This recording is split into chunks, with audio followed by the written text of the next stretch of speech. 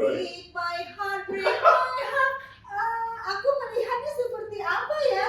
Seperti di film-film Disney ya, sepertinya mahal gitu. Nah, habis di Blackboard gue dikontrak gue di Kalimantan oleh salah satu bupati terkaya di se-Indonesia. Catat. Karena tayangnya juga di luar negeri, tayangnya di luar. Jadi mungkin sekarang bisa bermainnya di negara tetangga, di negara jiran. Karena film saya langsung di negara jiran. Ya, saya juga akan menembus Hollywood. Sorry, nenek Yuprik, nenek tisu yang ini bahas lagi Cici melengkot apa segala macam meo apa? Kenapa coba lu ceritain ke gua apa yang terjadi sebenarnya? Gara-gara pengharum ruangan sampailah surban gue tuh, sampailah banda-banda gue dibacain. Gara-gara itu loh, sampailah dibilang gue nggak kenal, sampailah dibilang gue nenek-nenek. Padahal umur gue sama beda dia sama nggak sampai 8 tahun 7 tahun beda umur. Kalau gue dibilang nenek-nenek berarti dia nini. Gue sih nggak masalah ya.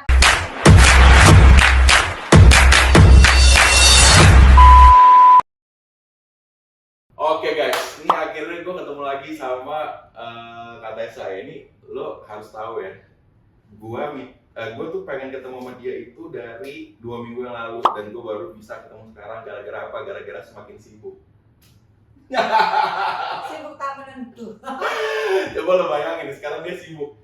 Lo apa sih Kak? Gue nyebut lo itu penyanyi dangdut Kak. Pemain sinetron, karena lu pernah main sinetron. Gue pernah lihat sinetron lo sama almarhum Nika Ardila ya kan. Kemudian lu juga penyanyi, lu paling disebut apa sih penyanyi dangdut apa? Gue adalah pekerja seni. Pekerja seni. Ya, karena gue juga bingung gitu. Nih, oke kita jalanin tahun 94. Lagi gue remaja-remajanya, gue lagi liburan, gue kan tinggal di Medan, gue liburan di Jakarta ketemu teman gue nih ke Bandung, diajaklah gue main film, main sinetron waktu itu. Zaman dulu tuh, tahun ya, berapa tuh? Tahun 94. Tahun 94 guys. Remaja-remajanya tuh lagi liburan sekolah, gue ikut stripping film, ada 3 stripping itu, salah satunya None yang gue inget banget.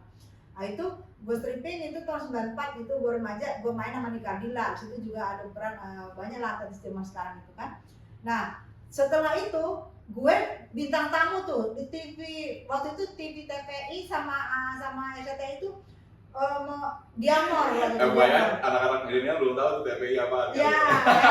Apa? Nah, sekarang TVI apa MNC ya? MNC ya. Nah itu waktu itu setiap hari tuh ada namanya lawaknya Diamor. Ada lawak banyak kan, itu gue bintang tamu terus tuh di situ, bintang tamu. Di 2001 gue dikontrak di perusahaan Blackboard. Blackboard itu adalah waktu itu adalah perusahaan ternama, artis yang terkenal di zaman itu pasti dikontrak sama Blackboard. Nah itulah gue di Blackboard. Gue di Blackboard nyanyi dangdut. Nah habis di Blackboard gue dikontrak gue di Kalimantan oleh salah satu bupati terkaya di se-Indonesia. Catat, bupati terkaya di Kalimantan udah pernah kontrak ya, Kak Tessa Mariska. Kontrak gue 2 tahun lebih. 2 tahun lebih gue harus menemenin si bapak sama penyanyi, salah satu adalah penyanyi lagi yang keren banget. Kita menemenin bapak setiap keliling Kalimantan. Jadi off air, gue tau sendiri off airnya kan. Ada itu di tahun abis itu gue main sinetron, salah satunya gue pernah jadi calon mertuanya Agnes Monica. Sinetron gue dari Multi Passion, dari MD, dari Soraya itu film warkop, film ini aja, film Dono Kasino Indro DKI. Gue bintang tamunya di situ. Itu di casting seluruh penyanyi dangdut dan gue pemenangnya. Gue jadi bintang tamu di Dono Kasino Indro. Jadi sinetron gue juga banyak lah, kalian tahu lah, kalian boleh cek di Google ya, saya juga lupa namanya. Dan itu habis itu saya main film lagi, Hantu Puncak Datang Bulan, yang di demo di Bundaran HI. Baru main film gue udah di demo. Kenapa tuh? Wah, gue pakai handuk begini nih. Oh, sekarang masuknya di sini. Ya. Sekarang di sini, say. Oh, kali ini bungkus mie. Oh, bungkus mie, ya. Oke. Jadi itu di demo, itu heboh banget di TV Metro TV itu muncul tuh. Karena film gua tuh dilarang segala macam di demo sampai ganti judul. Itulah judulnya jadinya Hantu Puncak 6 Bulan. Oke. Itu gua juga salah satu bintang utama di situ. Nah, habis itu ada produser dari Malaysia mencari artis Indonesia. Dibukalah casting, gua casting lagi. Menang dari sekian banyaknya artis yang casting, gua salah satunya pemainnya. Jadi gua situ pemainnya sama almarhum Ashraf Sinclair. Ashraf Sinclair. Nah, Jadi gue penyanyi dangdut, penyanyi dangdut album gue 3. Sinetron paling banyak. Ada 60 kayak sinetron gue. Film juga ada. Malin Kundang, gue stripping. Nah jadi lu guys, jadi bukan cuma You Break My Heart doang yang lo tau di TikTok. Itu baru-baru ini, tapi sebelum-sebelumnya sebenarnya si Katesa ini udah melalang buana, ya kan? Udah jatuh banget. Tengkurap jawab lah. Ya artinya ada yang senior lah ya guys ya gitu. Nah sekarang gua pengen tanya lagi nih. Berarti kan lu abis main film itu ya, terus tiba-tiba nggak sengaja lu buat TikTok itu kalau nggak salah diliput sama salah satu wartawan lah ya, yang wartawan ibu kota ya, dulu juga pernah ikut gua tuh si gitu kan. Nah tiba-tiba lu boom di TikTok gara-gara lu. Itu sebenarnya kayak gimana sih, lu bisa ceritain? Itu ada kesengajaan kah atau emang lu naturally aja karena memang jiwa entertain lu gitu? Kalau itu ya, itu wawancara ya, sama kayak kita wawancara ini, lu suruh gue nyanyi, terus gue nggak tahu lagunya, gitu, nggak tahu lagu itu suruh dengerin dari YouTube, ini lagunya ini lagi keren banget, bisa nggak? Kamu dengerin, aku coba tes nyanyi, makanya ada salah-salah gitu kan, break my heart, karena gue mengingat apa yang gue ingat tadi dari sini, gue mengingat. Coba dong lo nyanyi satu si You Break My Heart, itu sekali aja buat teman-teman You gue. break my heart, aku melihatnya seperti apa ya? Seperti di film-film Disney ya, sepertinya mahal gitu. Jadi itu saya itu adalah hasil wawancara kayak gini. Misalnya lu foto-foto yang lu ambil yang mana nih? Jadi gue itu sebenarnya gue juga bingung gitu. Wawancara gue, apa gue nggak tahu apa karena mulut kampung gue yang bikin katanya orang suara gue yang terngiang-ngiang. Dan kemarin ada salah satu artis lagi live, gue di sampingnya, gue nggak ngeliatin live-nya dia. Netizennya pada ngomong, itu pasti si You Break ya, itu pasti bukan. Dia bilang, Mbak, kok lu suara orang denger suara lu, kok orang tahu? Padahal gue cuma ngomong, kok bisa denger dia tahu suara gue? Apa suara gue itu memang menghantui? Bukan muka gue aja menghantui, suara gue menghantui. Jadi gue pikir nggak salah sih, karena memang film gue tuh selalu bilang hantu, menyeramkan. Itu kan You Break My Heart, terus ada lagi lo yang habis menikah. Nah ini sampai di stick kan sama anaknya sendiri, anaknya di Amerika waktu itu lagi nyetir mobil sama teman-temannya lagi di mobil. Dia habis itu ketawa-ketawa, ya itu menurut gue sih, menurut gue sih gue senang karena memang gue idolain banget Agnes Monica, gue idolain banget. Jadi gue seneng lah di Amerika dia bisa stick gue, kan alhamdulillah. Alhamdulillah ya. Iya makanya jadi itu secara nggak sengaja ya, tiba-tiba lo pas itu tanya terus lo keluar aja karena memang saat itu Mutiara lagi naik ya gara-gara salah satu ajang pencarian bakatnya di Amerika itu ya. Terus tiba-tiba secara spontan aja lo kayak gitu. Nah terus setelah dari situ akhirnya orang-orang tahu sama lo nih. Ya gue baca juga komen-komennya ya, ada pro dan kontra ya, namanya juga netizen ya kan. Netizen deterjen emang paling benar, dia paling benar lebih dari Tuhan nggak? Ngejudge lebih dari Tuhan ya kan. Nah gue sekarang pengen ini nih tanya lagi ke lo ya kan. Kan lu dari You Break My Heart terus ke Get Loose. Muka gue jelek sih gue sih. Apa ini aja pantulan dari kacanya? Gue kan jelek di sini, gue ada dari sini aja. Oke, balik lagi. Lu kan udah itu terus lu Get Loose gitu kan. Nah, terus gue banyak lagi nih ketika lu diwawancara lagi, ketika lu naik lagi, banyak yang bilang, oh mencari peluang ke sekian kali. Yang pertama mencari peluang kedua, ketiga, keempat, kelima. Menurut lu gimana sih dengan ini? Ya gue sih nggak apa-apa ya. Kayak misalnya habis dari Get Lost itu kan ada lagi booming Barbie, film Barbie. Iya. Dan gue diwawancara lagi. Itu ya, kalau You Break My Heart dia 250 juta viewers ya, 250 juta viewers. Sampai Premier League, akun dari sepak bola Inggris yang bercentang biru itu memakai suara gue 2 kali. Coba. Dalam akunnya dia, kalian boleh lihat ya, akunnya Premier League ya. Itu 2 kali pakai Get Lost sama You Break sama Get Lost, pakai suara gue ya. Jadi menurut gue gini, kalau misalnya ada netizen yang nggak suka itu wajar. Netizen nggak suka bagaimanapun juga, tanpa netizen nggak mungkin You Break itu 250 viewers ya. Tanpa netizen nggak mungkin juga Get Lost itu bisa ternyanyi sampai terdengar di Amerika. Ada negara lah ya. Ya. Nah, mereka tuh mencari peruntungan, tapi tanpa mereka sadari kayak Barbie itu 10 juta viewers ya, 10 juta viewers. Habis itu gue nyanyi apapun gue nyanyi itu tetap juta-jutaan viewers. Jadi memang tidak ibaratnya kalau kata Koko Ruben itu You Break itu lagi nih udah nembus nih, di langit dan nembus. Itu Ubrik. Karena dia sudah internasional, Korea, Malaysia semua kan parodi itu. Udah begini, jadi katanya lu nggak bakalan bisa lagi nembus ke atas, karena ini udah di sini. Udah benar-benar di atas. Iya, dari sini. Oke. 250 juta viewers sebanyak penduduk Indonesia. Lu nggak mungkin nembus, kalau lu nembus ke atas kan nggak mungkin logikanya. Jadi lu pasti kalau berbuat apapun lu itu di bawah itu. Dia bilang. Dan logikanya ternyata benar. Gua pikir apapun pasti di bawah itu. Tapi di otaknya orang nancap udah Ubrik, itulah dia. Nah sekarang pertanyaannya, artis juga manapun, kalau dia udah nancap satu, dia nggak mungkin lagi nancap lagi. Pasti dia akan bermain di bawah itu. Iya, bahasa profesional itu top of mind guys. Jadi pokoknya orang-orang ketika tahu si Katesa ini, oh ini nih si sorry kayak ada yang bilang lah nenek Ubrik, ya kan? Terus ada yang bilang Bunda Ubrik atau Kak Ubrik kalau Ibu Ubrik, ya kan? Jadi top of mind itu ya yang pertama itu, yang Ubrik itu yang tiba-tiba ngebuat berarti lo makasih juga sama si Putri Aryani ya gara-gara lagunya dia. Justru yang gue salutnya, Putri Aryani berterima kasih ke gue. Berterima kasih itu di podcastnya Boy William. Putri Aryani itu ada kan, Putri Aryani bilang makasih Bunda Tessa, berkat Bunda Tessa semua orang terliubrik-ubrik. Itu seorang Putri Aryani mengakui dengan Boy William. Termasuk gue terliubrik juga. Gue agak lupa kalau gue kayak gimana. Anak gue juga lupa. Gara-gara mami nih gue jadi lupa. Gue lupa, gue sebenarnya kayak gimana. Terngiang-ngiangnya itu pas lo nyanyi gue jadi lupa gitu ya. Jadi itulah kebesaran seorang artis, yang gue lihat seorang artis besar, dia akan mengakui, itu seorang Putri Aryani itu mengakui. Berterima kasih ke gue, gila, gue bilang ini anak keren banget, ini akan jadi artis besar. Lu juga nggak pengen gue internasional juga? Ya sekarang gini dong sayang, kayak film gue ini kan internasional ya, karena tayangnya juga di luar negeri, tayangnya di luar. Jadi mungkin sekarang saya bermainnya di negara tetangga, di negara jiran, karena film saya langsung di negara jiran. Ya saya juga akan menembus Hollywood. Itu kan nggak ada yang bisa nyangka. Nggak ada yang nyangka ya? Iya. Maksudnya jadi nggak ada yang bisa prediksi. Yes. Nanti bahasa Inggris gue mungkin akan didubbing gitu. Karena bahasa Inggris gue nggak sebagus dia.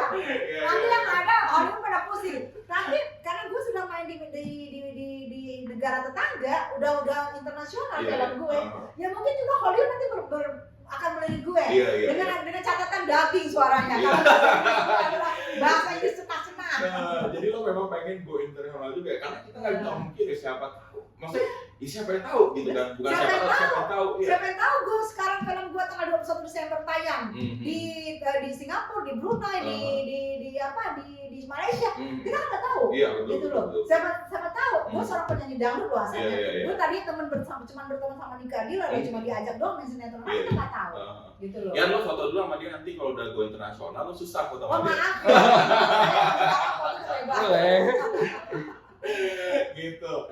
Nah menarik. Jadi berarti seorang Katesa ini memang entertainer sejati ya artinya ya. Jadi dari dulu udah main film apa segala macam sampai sekarang udah maksudnya main film lagi yang baru nih ya si Malaysia ini maksud gue ya gitu. Jadi lu jangan pandang sebelah mata nih guys. Dan cewek sebelah gua nih. Gak apa sih, panas sebelah mata keren bajak laut. Ini bukan. Saya gini saya. Iya, ini bukan cuma aji mumpung tiba-tiba dari TikTok, kagak, dia punya karya juga, ya kan, dia punya karya juga. Jadi nah gua juga nggak tahu nih, tiba-tiba di FYP gua pagi-pagi, ya kan. Tapi bentar dulu, sebelum ke situ gua tahu. Tapi misalnya anak-anak TikTok bilang, wah itu kan gara-gara TikTok, nggak apa-apa juga. Memang gara-gara TikTok, Gen Z jadi mengenal saya, Gen Z jadi mencari tahu saya, mencari tahu tentang Google. Memang benar, kita nggak bisa pungkiri. Jadi Gen Z juga, misalnya, oh gara-gara TikTok lu nggak apa-apa sayang, tapi gara-gara itu lu akan scroll gue ke belakang, gitu, nggak masalah gitu. Terus lo di stitch ya lo terkenal juga kan, akhirnya makasih juga sama anak TikTok kita promo kayak gitu lo kan aja. Betul. Yang gara-gara netizen yang maha benar itu, lo akhirnya benar-benar naik, kayak kan gitu. Sampai semua orang tahu. Kayak lo kalau jalan juga kayak apa? Ubrik ya. Kalau berasa loh, ke mall kemana-mana pasti mereka yang langsung Ubrik. Ini Ubrik ya kan. Sekarang yang gue tahu, lu jadinya tisu. Coba lo ceritain.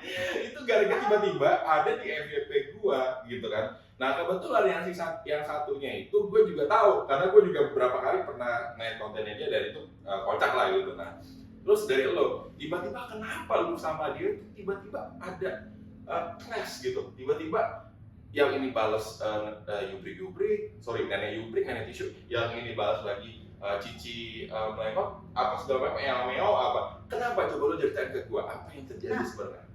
Sebenarnya gue juga nggak mengenal dia. Mungkin dia kan stick apa gue wawancara gue waktu itu. Oh, lo nggak kenal dia ya? Enggak. Waktu di Star Pro kan gue diwawancara. Dibilang nih Asanti ulang tahun, gini-gini kan gitu ada lah ya. Ada yang ngasih pengharum ruangan, namanya Agnes, gini gitu. Dan gue kan karena gue nggak kenal, gue bilang oh ya. Terus dia katanya kesel sama Santi kenapa harus di unboxing. Gue bilang lo kok kesel? Gue menjawab apa yang dijawab wartawan. Kenapa kesel? Harusnya nggak boleh kesel dong kalau memang tahu di unboxing, namanya artis pasti di unboxing. Kalau kita udah tahu jadi kasih kadonya yang keren dong. Ngomong begitu ya.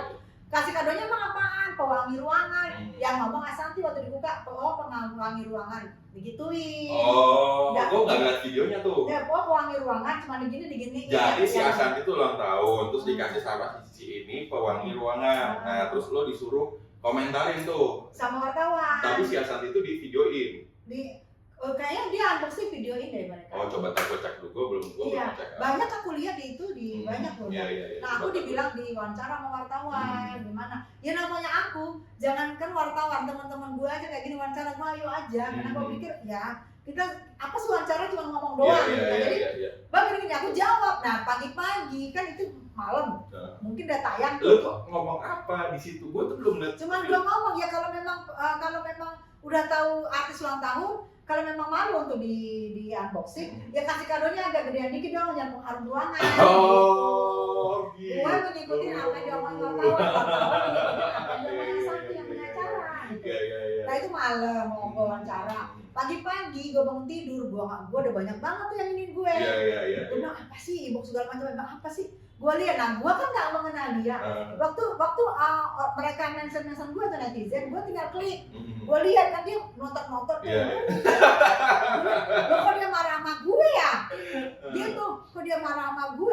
Dia nonton tuh marah sama gue sampai bilang Tessa siapa? Tessa gue nggak kenal, Tessa tisu begini. Itu gue tahu tuh ya gitu. Karena ada beberapa yang stitch, ada beberapa juga yang dia nge-screen record terus beberapa potongan-potongan terus tiba-tiba keluar FYP di TikTok. Dan gue belum ini makanya gue pengen langsung klarifikasi nih sebenarnya kejadian seperti apa gitu kan. Nah, gara-gara pengharum ruangan sampailah surban gue tuh sampailah banda-banda gue dibacain. Gara-gara itu loh, sampailah dibilang gue nggak kenal, sampailah dibilang gue nenek-nenek. Padahal umur gue sama beda dia sama nggak sampai 8 tahun 7 tahun beda umur. Kalau gue dibilang nenek-nenek berarti dia ini. Gue sih nggak masalah ya. Di umur usia gue gini dipanggil nenek, gue seneng banget karena gue pikir ini manggil gue, lu sampai nggak di usia gue, bisa nggak lu secantik gue, bisa nggak lu selincah gue, bisa nggak lu eksis terus seperti gue, gitu loh kan itu yang gue pikir ini apa sih? Jadi udah mati gue karena gue mau arisan, gue belum gue balas ntar. Nah siangnya tuh gue arisan. Gue balas sambil makan karena gue nggak punya waktu ya, balas sambil makan gue balas. Kenapa sih sayang? Gue pasti nyantai.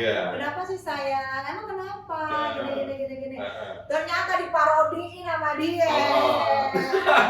Diparodiin sama dia nih. Ternyata dia memang gue cari ini siapa sih? Kok bandel banget? Gue lihat, oh ternyata dia apa sih TikToker ya? TikToker. Jadi dia kontennya itu ya pokoknya ya kehidupannya mewah lah. Nonton ya. Nah mungkin ekspektasinya netizen yang dibilang wartawan, netizen berkomen kenapa lu mesti marah dia posting Asanti.